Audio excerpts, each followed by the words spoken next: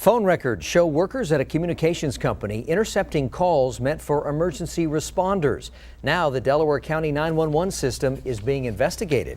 Good evening and thank you for joining us at 5:30. I'm Kurt Ludlow. I'm Tracy Townsend. Tonight, police say customers of ICS Communications who called 911 from a landline weren't getting a trained dispatcher on the other line. 10 TV uncovered court records showing they were getting an employee of the phone company who would then take their information and then call 911.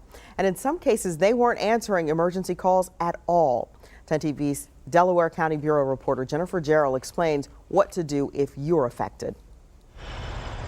Police say it was multiple 911 calls, including recent calls made from Wintersong Village and Delaware Court nursing homes that prompted them to investigate the company's phone provider.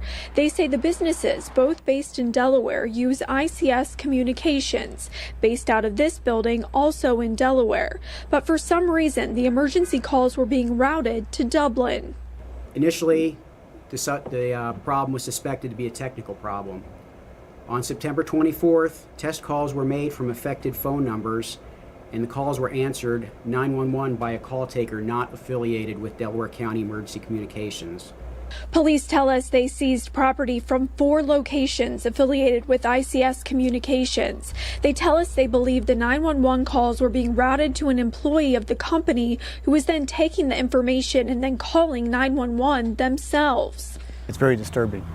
Orange Township is a client of ICS Communications. We had trustee Rob Quigley listen to a 911 call allegedly made by the manager of the Orange Township pool. We have a 6-year-old girl that was in the pool and she swallowed a lot of water and she's having trouble breathing and we need to have an ambulance medical transport. Police say the caller is really an ICS employee. Every second counts and you don't know the scenario. And for someone to take that risk and put someone's life in jeopardy like that is just not acceptable. Today, police warned this is more than a 911 service interruption. It's a direct threat to public safety. Jennifer Gerald, 10 TV News. And if you are a customer of ICS and you need to call 911, police say to use a cell phone to call the emergency service provider directly. Police are also urging ICS customers not to call 911 to test it. And to note, in full disclosure, WBNS contracts with ICS for bandwidth on a camera we have located downtown.